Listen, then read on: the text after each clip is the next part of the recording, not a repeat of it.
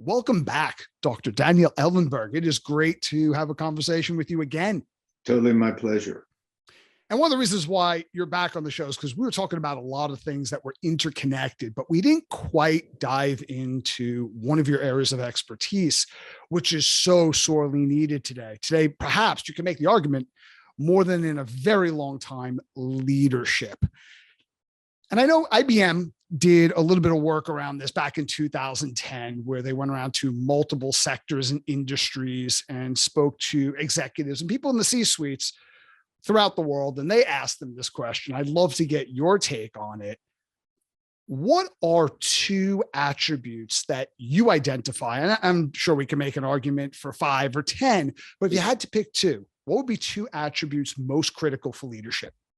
Openness and willingness to learn, and relatedly, willingness to face the leader's vulnerabilities.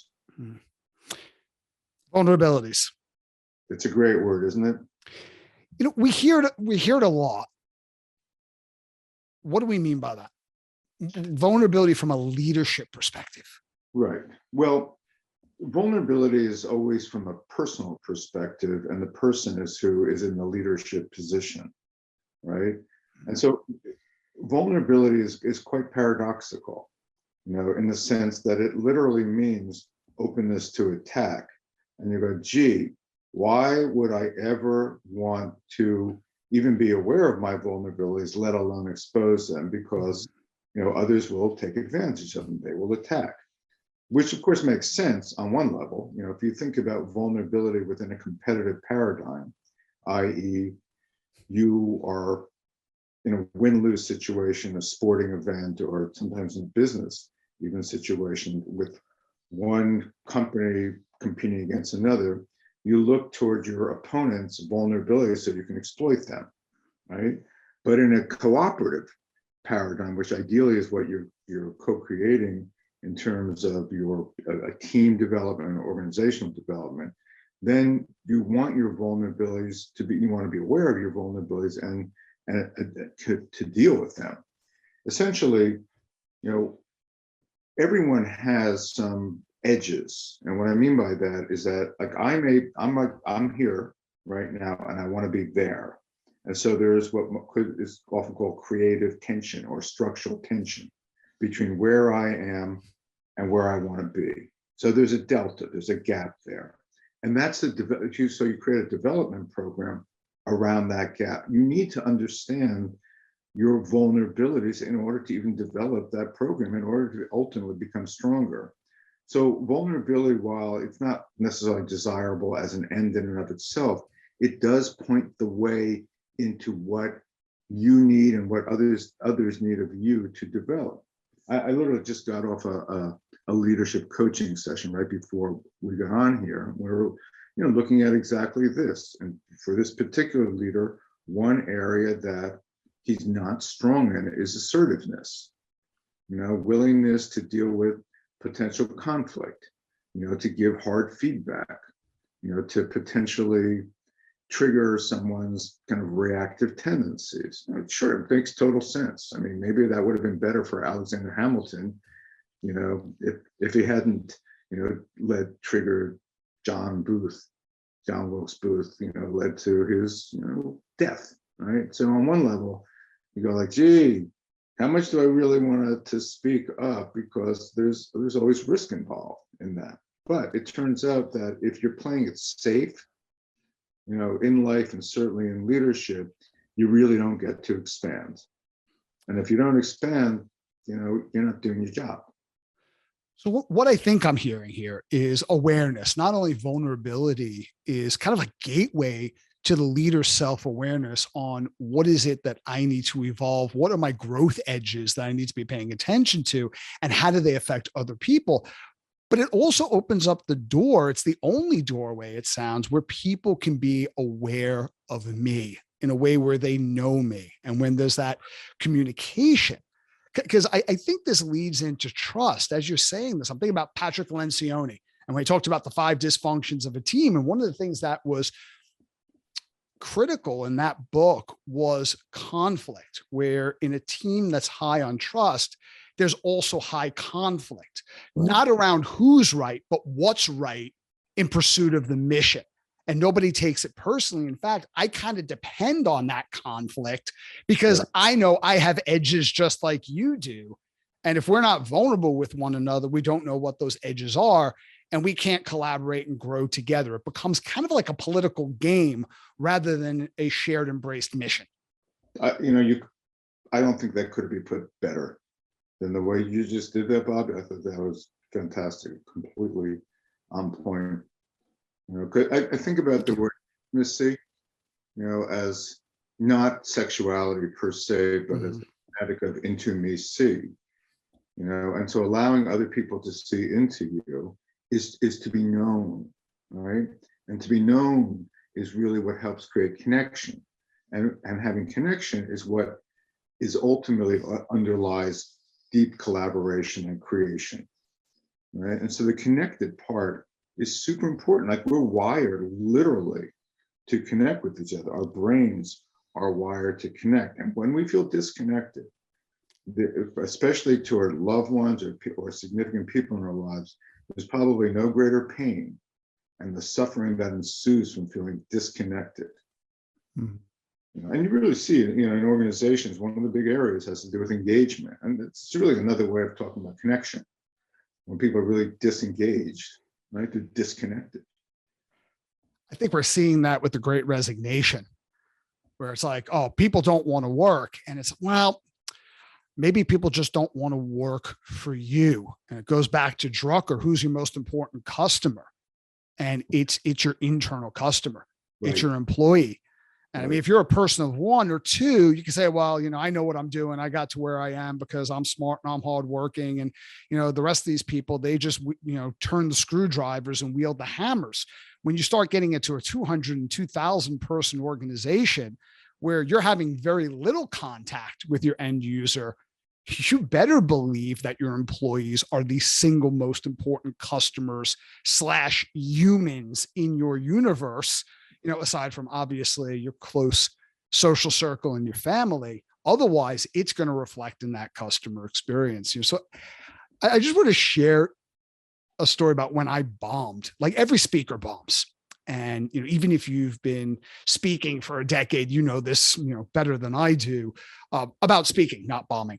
But if you've been speaking for a couple of decades and you're highly reviewed, you're going to time get into a situation where things don't work out the way you planned. And I remember my first big presentation for the government in Singapore, I bombed. It was so bad that when we got the reviews, now that doesn't normally happen to me.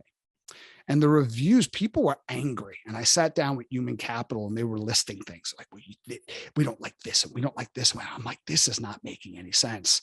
And then the CEO, who used to lead people in battle, he was a brigadier general as well. He called me into the boardroom. It was just like me and him and my business partner. I said, do you want to know what really happened in that room? I said, yeah, because none of this is making sense. He said, you walked into this room, into an auditorium, and you insulted everybody in the room. I was like, how did I do that? He said, you never even bothered to introduce yourself. And I was like, what? I was like, what are you talking about? The speaker before me introduced me. I came up, I said who I was, why I'm in Singapore, what my job title is, what we're going to accomplish. He's like, no, you introduced your title. You gave your name. Nobody knew who you were. And then you asked us to be vulnerable with one another. And you never talked about what you've gone through, what you've suffered through, why you chose the career you're in, what was the significance. You weren't vulnerable with us, but you asked us to be vulnerable with you. That makes people feel a little bit like they're being manipulated.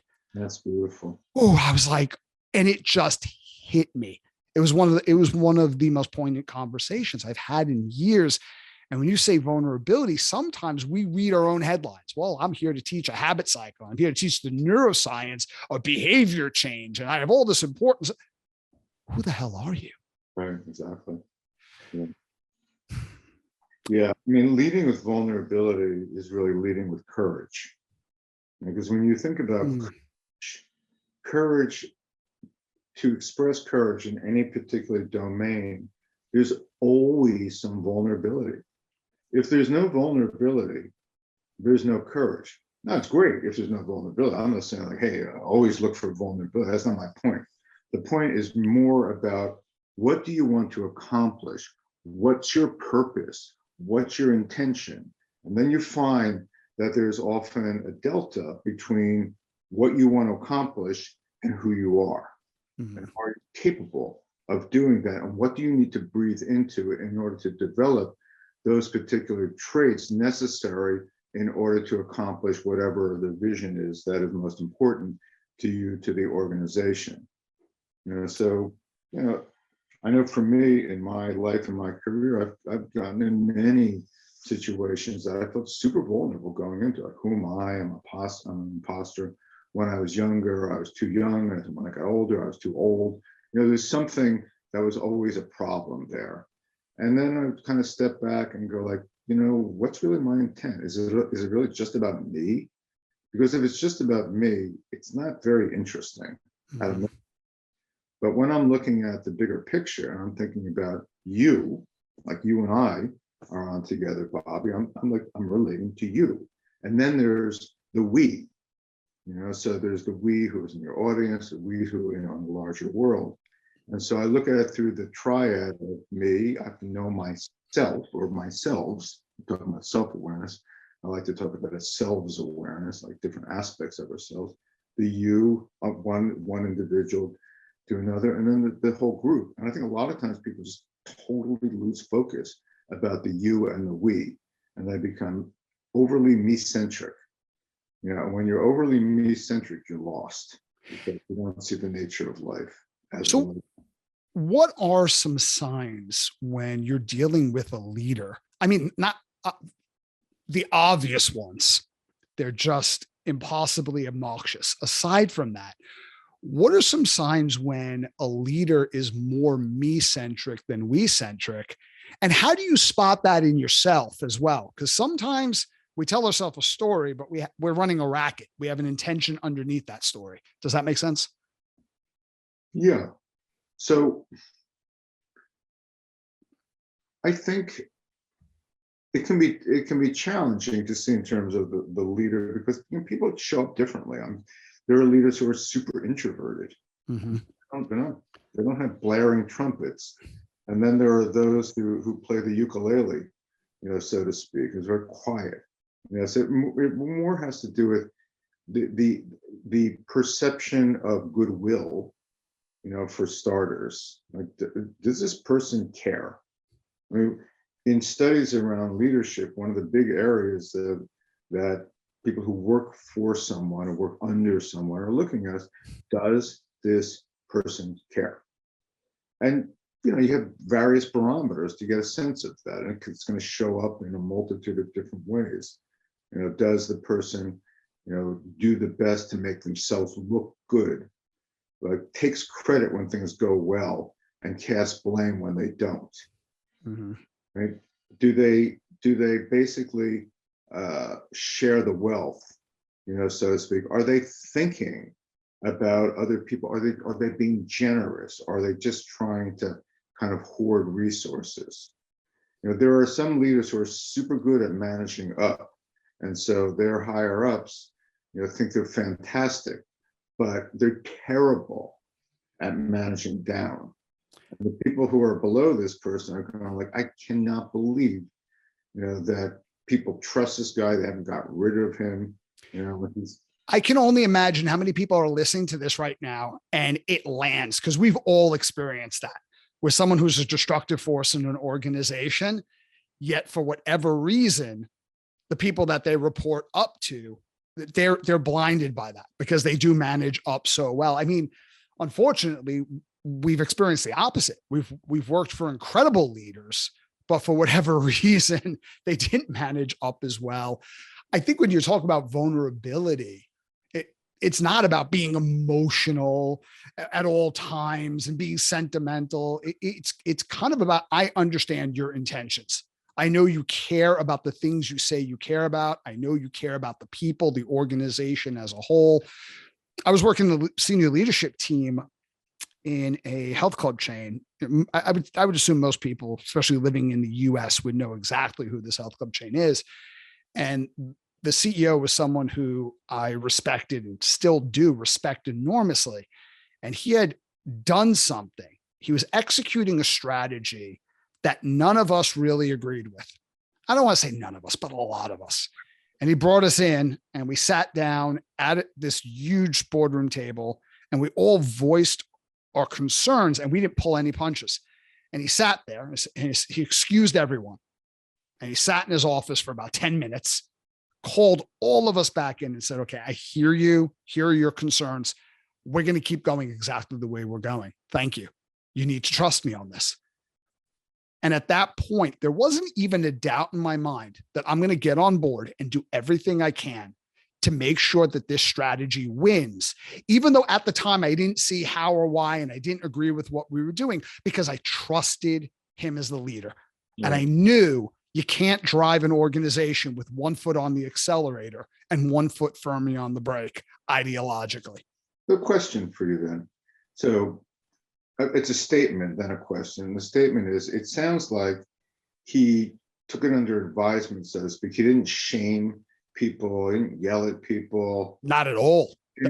Not his style. He didn't do the kind of things that I would call kind of threat-based defensive reactions, but he kind of like took it in and allowed it to organize. You know, in his brain, he said, "No, I'm still going to go with this." Mm-hmm. So, because he treated you with respect, you were in part able to continue respecting him and trusting, you know, in the process. I knew why he was doing it, because he was vulnerable, he was open, he was very clear in his communication about what he was trying to do. And what he was trying to do, it made sense to everybody. Even if it didn't make sense to you, you couldn't say, well, I don't support this, because it's like, what mission are you pursuing then? But it was how he was going about it. And in retrospect, he was right about a lot of things and we were wrong.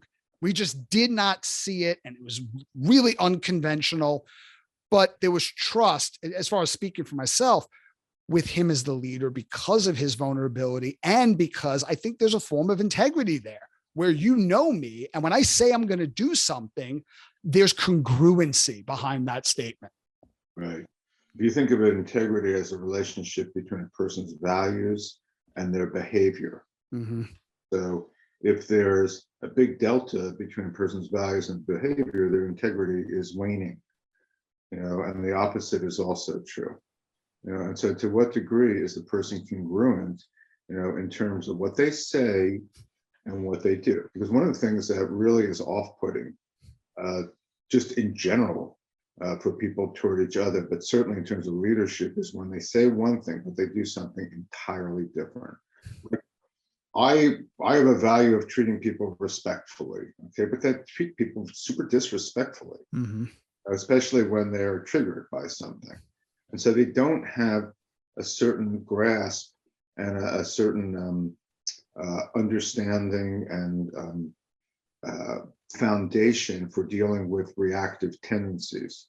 You know, one of the things that's really most important in terms of leadership effectiveness, and I think this is going to become increasingly so over the years, has to do with the person's ability to deal with their reactive tendencies, i.e. get defensive, defend at all costs, or just shut up and go mum. I mean, there are different defensive strategies all growing out of fight, flight, freeze, you know, or appease. Basic human ways that people defend against threats. Now, I'm not here to disparage defenses, because none of us would be here if we didn't have. Mm-hmm. But it's just a question of how much do we lean into defenses to live our lives and to lead the way versus to become more creative and more open and on some level become more complex beings, to evolve our sense of consciousness so that we're not constantly reacting to a criticism or a perceived slight, or having to prove ourselves all the time, or show that we're the smartest guy in the room. All these things people are noting. It's not inspiring, but you're touching upon so many things that we encounter day to day. I know me and my wife had a conversation a little while ago around why do some people receive such forgiveness and grace for their transgressions? Oh, well, that's just Bob, or that's just Jane being Jane. And other people, they are met with complete condemnation. Like you see this with certain celebrities. Celebrity is caught behaving badly, and people kind of just laugh, shrug their shoulders, as long as they're not hurting someone else. And then another person is engaged in very similar behavior, and we're shocked. And I think it's hypocrisy. I think it's integrity, where some people just come out and like, this is who I am. And they're always upfront about that. And other people, they project one image, but they act in contradiction to that image. And I think even though we don't know these people, we react to that. And who knows if that's even evolution, because if somebody in the tribe had one intention, but they do something else, all of our survival's dependent on this. We kind of take that personally. Totally. I mean, for sure, I think that's true. Because one thing that we human beings do is we read the intentions of others. We attempt to read the intentions of others. Mm-hmm. The basic rule of thumb is like friend or foe. Like you friend, can I trust you? Your foe, I can't trust you. This is kind of in some ways where vulnerability really meets the road. Like if somebody's a foe, you're not necessarily going to want to be revealing your vulnerabilities to that person, because they can't be trusted to not trample on them in some way. Like, would you tell something super important to you that you wouldn't want to get out in the public domain to someone who you think would potentially do that? Like, if you're a masochist, maybe, but most of us wouldn't do that. So you have to have trusted allies that you can share some of the darker thoughts, and feelings. I know for me, in my different professional positions, I try to be circumspect. I'm pretty direct in general, but I don't say everything. I say a lot. But then I have trusted allies that I'll say everything to, afterward. Like, that really was frustrating to me. I wanted to say this, but I knew it was not wise to say that. So it's always on some level going, well, I may get my yayas out, so to speak, by, sticking it to this person in a public meeting. But ultimately, it's not good when I'm considering me, you, we.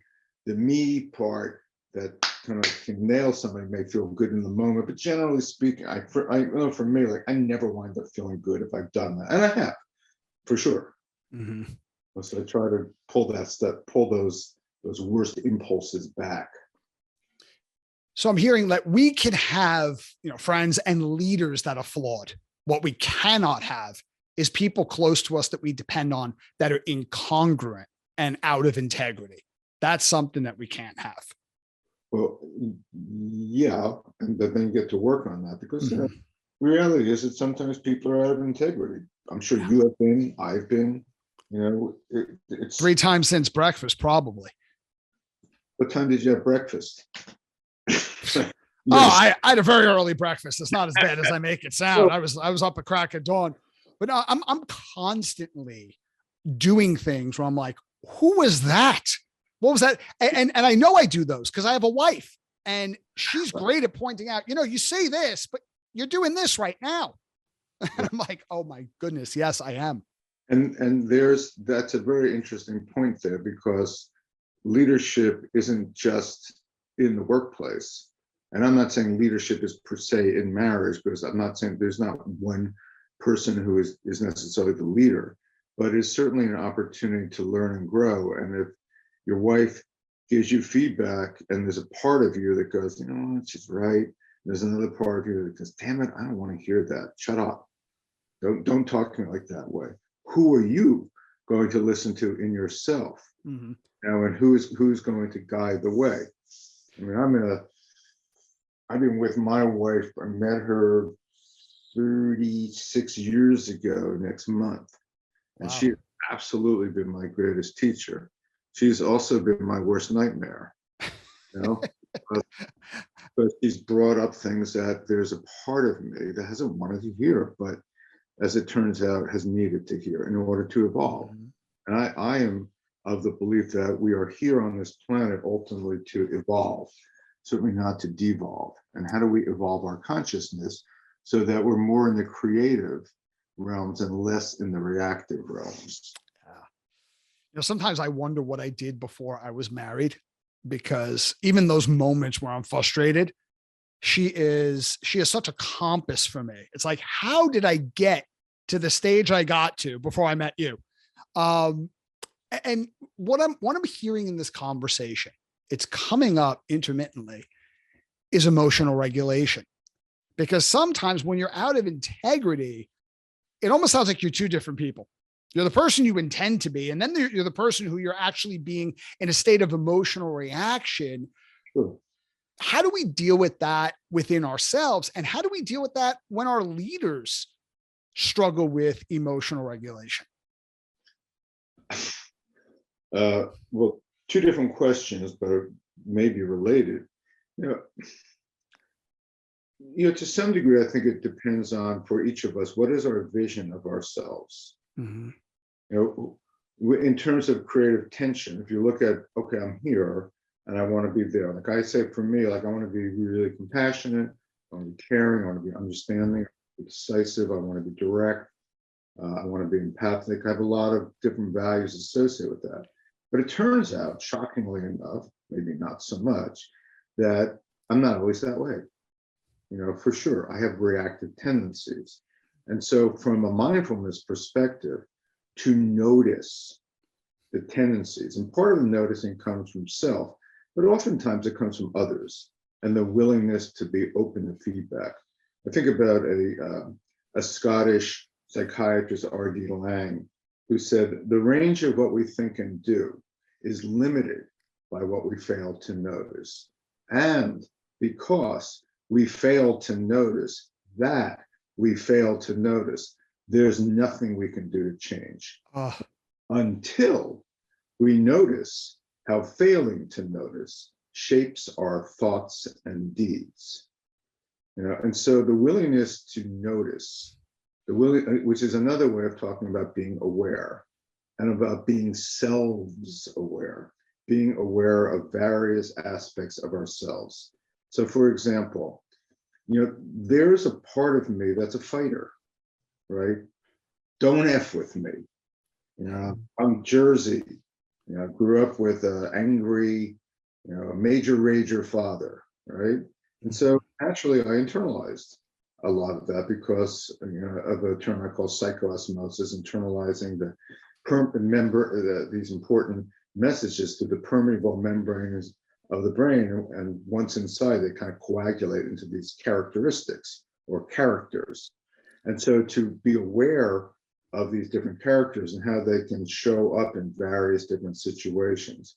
So when somebody I think is being a word I wouldn't use, on the air, it can trigger that part of me that wants to, read them the riot act, maybe not read, yell that to them, and I can feel that impulse in me come up. And so I really get to work with myself and go, okay, how do I want to be? What's my vision?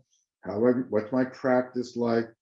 To step back and see the tendency that has not quite emerged yet, or even if it has emerged, to apologize, acknowledge that, and to step back from that and go, okay, well, that part of me came out. It's not how I want to lead, but it is how I led, in this moment. So how quickly and efficiently can you course correct, which is another way of talking about how do I regain balance when I've lost it. And a lot of life is about gaining and regaining balance, or losing balance and regaining it. And have strategies to be able to regain balance when you have it. And part of that really is predicated on vulnerability, which is acknowledge, hey, I was off, I was feeling insecure at the time. I was doubting my own capacity. I was in my imposter syndrome. So it's a cycle of observe, reflect, adjust, observe, reflect, adjust. Aura. Or what? Aura. Observe. Oh, okay. Wow, that's a cool acronym. We just came up with it. For more acronyms, join the show next week where we dive into. We're going to be going to AA, acronymaholics. I've been using acronym this is like such a tangent, but when I was younger, I was told constantly that I had a learning disability, probably because I had a very hard time learning things. And I've had multiple concussions and put on experimental medication for Tourette's. And so structured learning for me was quite difficult. And when I started getting into speaking, which was not before I even went out on the road as a professional speaker, it was a job requirement for management. And I created acronyms for absolutely everything because I thought, okay, if I get up in front of a room and I stand up, but my mind sits right back down, as long as I have this word or these 4 letters, I have these buckets for information. I just know, okay, well, what normally goes in this bucket? Anyway, that's a totally different conversation. But I just to hitchhike on that for a moment, though, I think that if you apply the paradigm of having a vision structure, which the acronym held for you, then it makes it much easier to make decisions in the moment. Mm-hmm. So yeah. Talking about before leading up to this was, having a vision of myself as kind and compassionate and direct and, wanting to be helpful and all those kind of things.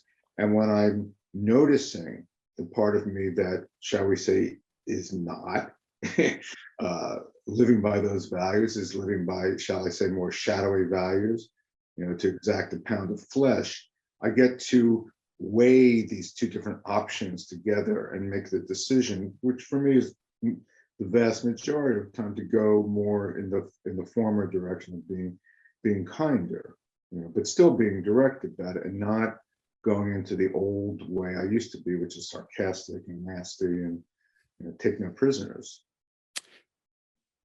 A couple of consultants going back to this CEO that was executing a strategy that we didn't totally agree with. And then in retrospect, it turns out, wow, he was right about a lot of this. He brought in a couple of consultants, interesting individuals, very unconventional, really insightful at the end of the day. And they said, you're either one of 2 people in leadership. You're originating intention, which is what you hold sacred, that you want for everyone else without condition, or you're your shadow. I know Jung talked a lot about the shadow, and they define the shadow as the person you become when someone is intentionally about to fail you. Not someone makes a mistake. There was a lapse in judgment. There was a premeditated, intentional betrayal there. That thing you say to yourself, they said that represents your shadow. I was like, that is interesting. I'm cogitating on it. I think that the shadow is more extensive. Mm-hmm. I think that may well be the case. I'm not questioning that particular perception, but I think that is an aspect, of the shadow, because it's not only when you're reading somebody's intent to harm. There are times when a leader is aware that the person isn't intending to do something incompetent, but they have, but still react, the leader, from their own shadows to that. Yeah. I don't think that they were saying that is all encompassing of what the shadow is, but they were saying, okay, your shadow. And it was almost like they were giving characters to certain personality types. Like my shadow, they called Quasimodo, which is, for my God kids, that was just evening after evening of entertainment for a week. But when they said that, I was like, oh, isn't that interesting? I've never looked at my shadow in that way.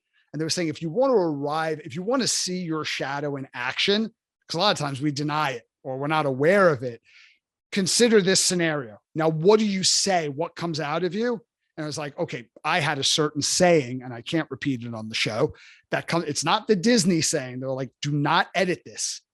And they said, oh, well, you're Quasimodo shouting from the bell tower. I thought, wow, given my history and how I began my life, I was like, that is so insightful. I didn't reject that. I thought, Oh, how fascinating. Yeah. By the way, that what you're demonstrating there is what we might refer to as a learning mindset.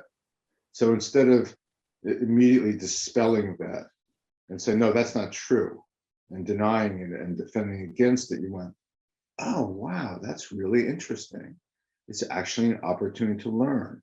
And to learn is to expand your consciousness there. Mm-hmm.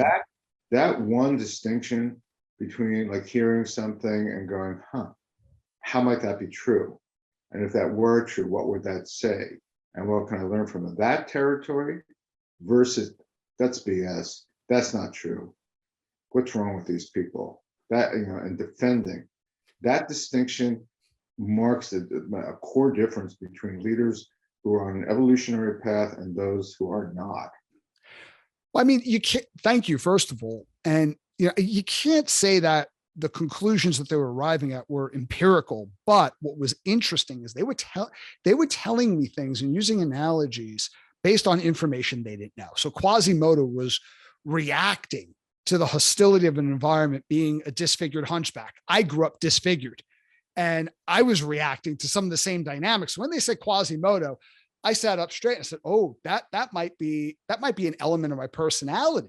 So I went to see a neuroscientist years ago in LA who did a whole bunch of brain assessments. They have a whole brain institute. And they said, well, you're at the bottom 1% of cognition. You struggle with a lot of tasks that the average person should not struggle with.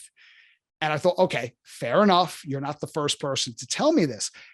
What got my attention is they said, well, you've probably had, based on your brain patterns and all the tests we've done, anywhere from 6, who knows, maybe upwards of 12 major concussions. I said, okay, well, that was my environment growing up. I've been knocked out cold many times. I said, yeah. And then when you got around early 20s, all of the head trauma, physical head trauma, just stopped. They didn't do an intake that considered that part of my history. They didn't know any of that. I was like, okay, that's interesting. Tell me more. Because I didn't give them any information on me that would allow them to extrapolate that and construct this story. It's like, wow, okay, so this does have some efficacy behind it. I don't necessarily accept things or I'm defined by them, but I always consider them like, okay, that might be true. And the fact that especially when I really react to it, like, that's not true. I was like, wait, if it's not true, why am I getting such a reaction? That doth protest too much. Yeah, exactly. It's like, okay, let me step back when I'm not as emotionally affected by this, and consider this when I have a little bit of distance. Right, exactly. Well, you at the beginning of that discourse there, Bobby, you said, I think, the 3 most critically important words, which are tell me more. Mm. Right? Not that is BS. Tell me more how you see me. Tell me more. And to notice that you can be both open and defended at the same time. Meaning that if you're open enough, I want to learn and I can notice that there are ways that my body's tightening, I'm getting racked, I'm feeling some tension in my stomach, in my shoulders, my jaw, kind of thing. And ultimately, on a larger level, I want to learn. So I wouldn't want your listening audience to think, oh, you just have to be open versus defended. It's not like that.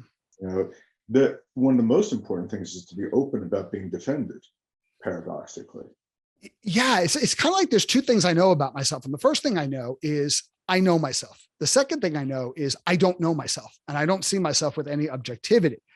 I know recently I was accused of something and I wasn't open to it because I know, based on my values and what's important to me, the thing I was being accused of is I don't draw a hard line in the sand with a lot of things. I don't have a lot of shoulds for how people should behave, but there are a few shoulds that I have a very hard line. And what they were accusing me of was something that I am so opposed to.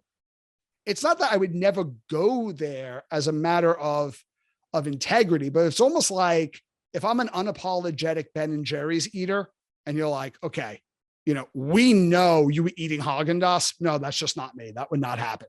Like, okay, that's probably a really bad analogy. And the ice cream analogy, I don't know, that probably says something about my personality. But there are certain things where I'm like, nope, I don't accept that. I will not be defined by that. But that's literally about 2%. The other 98%, just the fact that someone's looking at me or anyone from a different perspective, based on the context from which they're observing, they might see something that I'm not seeing, and both things might be right and worth observation. Sure. I mean, paradox is reality. Paradox is very different than contradiction. I mean, paradox, you can be strong and feel weak. Mm-hmm. You can be loving and feel disinterested. They can all exist in the same person. So I think understanding complexity is really what we're talking about. Understanding that we all have multiple aspects to our personality, and it's very freeing. Because I know for me, when I was kind of an early and mid-career professional, I would really not, interesting enough, as much as I taught about vulnerability, I wouldn't want to show mine, and I would really want to hide that little boy in me. It's like, do you like me? Am I okay? Will you accept me as I am? Mm-hmm. Will you love me? I have to prove myself to you. There's a little guy in me who I didn't want people to see, so I would be much tighter in myself. And as I've gotten older and basically worked on myself more, I've come to really accept and embrace it. There's a little Danny, who lives inside of me, who can get nervous speaking in front of a bunch of people or leading various meetings. And that if I try to reject that, and there's not room for you, he will pull on me, like a little kid pulling on a parent who is ignoring, him or her. So to embrace that and recognize that part is actually paradoxically the oldest part of me, just as it is for all of us. The youngest part of us has been here the longest. It's paradoxically the oldest part of us. And so to embrace those parts that actually are more vulnerable and kind of like, it's okay, guy, you're along for the ride, and you're part of this overall mission. I'm not fighting you. I'm not denying your reality. And at the same time, you're not going to lead at this particular point, but you'll be here by my side. So embracing different aspects from, a part that can be potentially quite hostile, right? But when you look at underneath the hostility, that actually it's a protective mechanism. It's an attempt to stay safe, on some level, and it can become rather exaggerated. So to recognize that, hey, there's a part of me that can get hostile, but it actually gets hostile when another part of me at least feels threatened, right? And then how do I kind of calm that threat and have another part of me that's more self-compassionate comes in, hey, it's okay. It's understandable that you would be nervous, in this, or you would be offended by what this person did or said. I have so many questions. There's so many things I want to know. And I think they're interrelated actually, or they might be, or I'm probably trying to make them interrelated for the sake of where the conversation's going. It seems to me, not saying it's true, but it seems to me that lately people are becoming more polarized and resolute about one absolute reality. And not to get into politics, but as an example, you're either far, far left or you're far, far right. You either 100% agree with me or you're stupid. And there's not this thing where two things can be true. And as I'm listening to explain paradox and explain the different facets of our personalities, the literally different people that make up the whole, we don't even acknowledge or make room for that. Like, I'm this type of person and I'm never the other type of person that I used to be. And that never pops up. What do you think causes that? Because if we don't identify what causes it, like, how do we move forward from that and work more harmoniously with one another and with ourselves. Right. Well, I think that the core issue is one of identity. You know, who do you believe you are? And the operative word there is believe, right? Because you can believe a whole bunch of things that aren't true. I mean, the internet is rife with, to some degree, dishonest disinformation, right? And you can look at wherever, and again, I'm not trying to breathe into politics per se right now. Mm-hmm. To go back to an individual, like if I'm seeing myself as a kind, compassionate person, that's my identity. And yet I am confronted with information to the contrary of that. Then I might go, no, that's not true. But if I go like, okay, I'm complex. You know, I have various aspects of me. If you look at like a pie chart, you know, so it's 12% this, and it's 26% that, and it's 32% that. I better stop. We're going to go over 100%. You know, I wouldn't notice given my math skills. I know it's like I give it 500%. No, you didn't. You don't, there's only 100%, 110%. No, we didn't give 100. Oh, that's one of my corporate pet peeves, the 110% thing. But anyway, so getting back to a regularly scheduled program here, you know, and so to be open to complexity is to recognize, yeah, you got a part of you that's hostile. Okay, if you don't accept that part and deny it, it will come out, as Jung said, you mentioned earlier, it will appear as fate in some way, you know. And so to recognize that, hey, you know, or as Suzuki Roshi's Zen master said, like, you're perfect and you could use some improvement. You know, you know, that part of that improvement is recognizing about, you know, these different aspects, some super well developed, some, you know, not, more shadowy. And so in the overall identity, to recognize that there's complexity rather than simplicity. Like, I am always this type of person. Like, I'm always confident. I'm a very confident person. But guess what? You're not. I mean, you are, and you can be, and in various situations you will be. But other times, maybe not so much. You just don't know. You don't have enough training. You don't have enough national intelligence. You're 5'10", you know, and you're not going to be an NBA guard. You know, I mean, there's so many things that you're not going to be, and you're not. And to kind of embrace that and recognize that in the overall identity of who you are, what we need to do is really increase our understanding of identity and recognize that there are sub-identities, which are sub-characters, which are all part of you. And the degree to which you come to know those various selves is a degree to which you become flexible and be able to pull on different parts of yourself. Sometimes you need a hammer. As Abraham Maslow said, if all you have is a hammer, everything looks like a nail.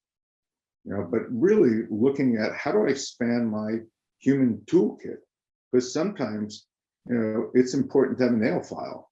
You don't need a hammer. In fact, if you use a hammer when you need a nail file, you're going to bang your fingers up.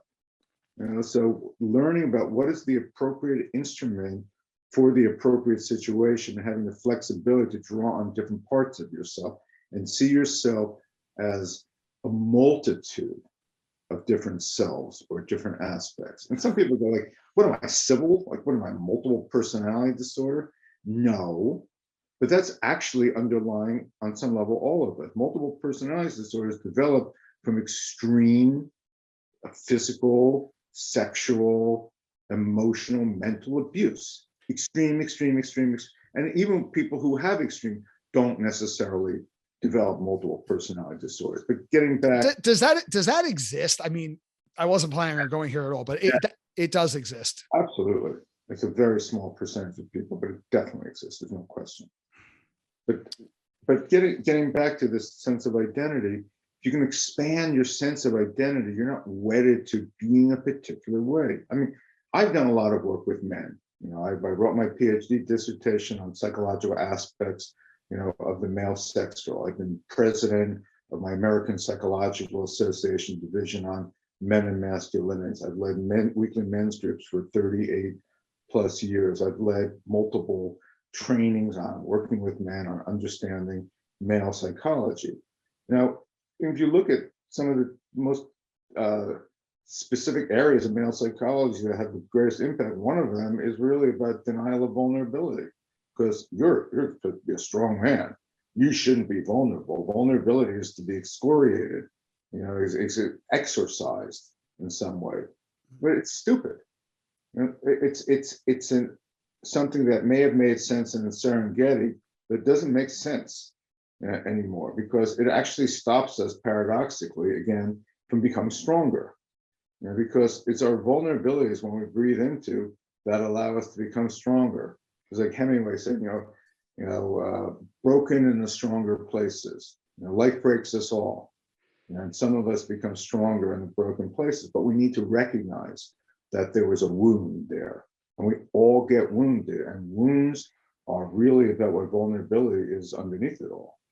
And a healing metaphor is better than a fixing metaphor. Wow. Yeah, I think there's so much misinterpretation between persisting in spite of, fill in the blanks there. And I mean, if you look at, the study of the alpha, like that's one of these extreme archetypes in our society, what it means to be strong or to grind and to be the alpha. And the original research that was done on alpha wolves, that's, this where like that whole alpha thing came from. Right. Was inaccurate because they were studying wolves who felt constantly under threat being in captivity in an environment that was artificial to where they were made to thrive. Right. And when you look at wolves in the wild, the alphas are quite interesting because the pack is mostly comprised of the cubs of the alphas of that pack. And there's a lot of vulnerability, and there's a lot of servitude, and there's a lot of care, and there's a lot of protection. And everything that alpha does is not in order to exert dominance, but in service of the rest of the pack. Exactly. Now, I don't know if that works the same way. I mean, Robert Sapolsky would probably have a different perspective on alphas in baboon troops than in wolves. But where that term came into our common lexicon was from studying wolves. And there is that vulnerability there.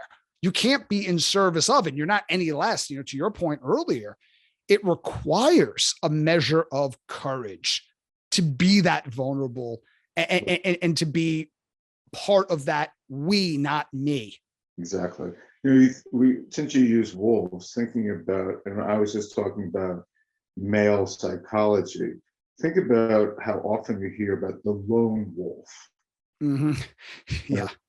Of male psychology, the lone ranger, the hero who does it all on his own and doesn't need the support of others. Complete and utter nonsense. There needs to be some type of connection. We really see some of these people who are seen as these super strong, people, they generally have, people who they can talk to.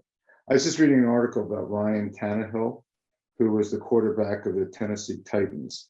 And those of you who watch the football playoffs would know that he had a really great season. They were in the playoffs against the Cincinnati Bengals, and he totally failed, in the most important game of his life. He threw, I think, 3 interceptions. They lost 19-16.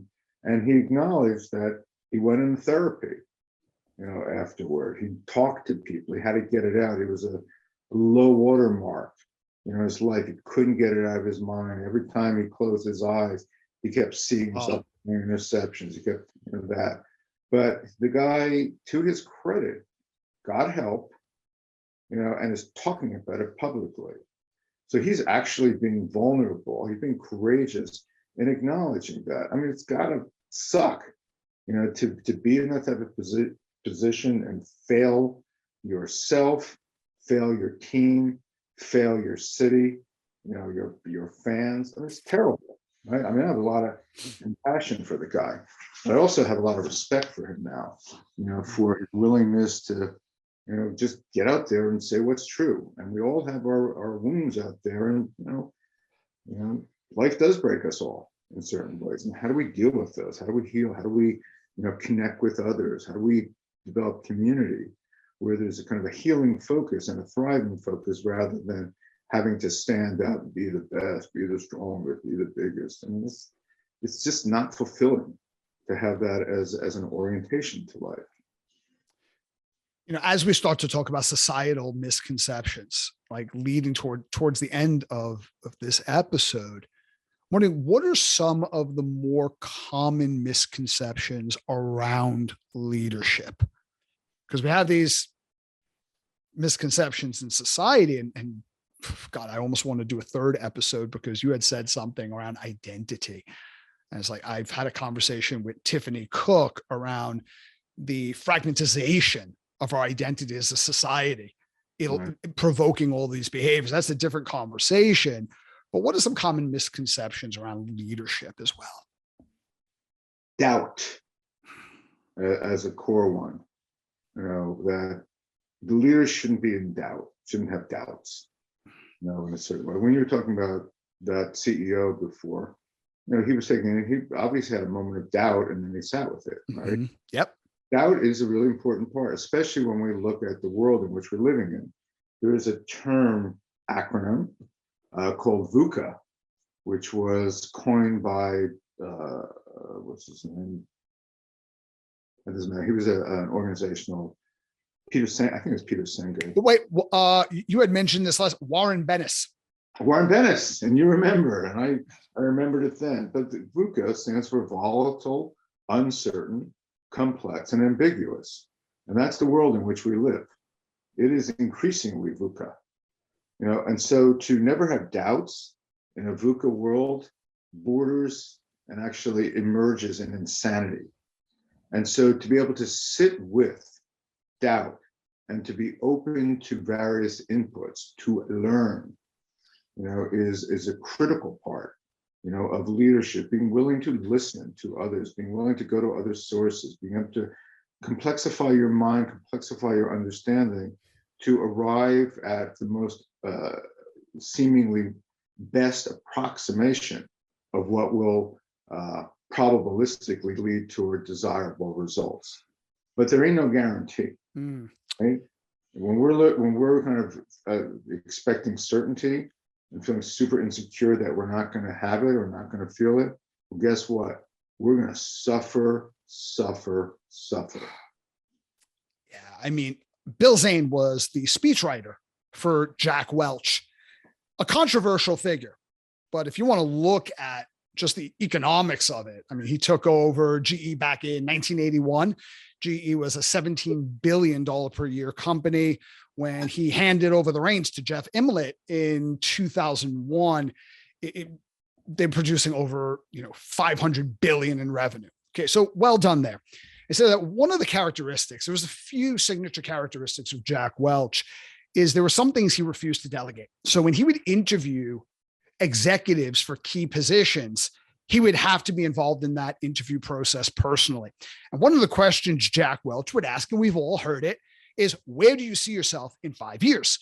And every single candidate who had a well-articulate, clearly thought out 5-year plan, he would abruptly end the interview because he thought in the world of GE that has so much dynamic complexity, he's like, I'm the CEO.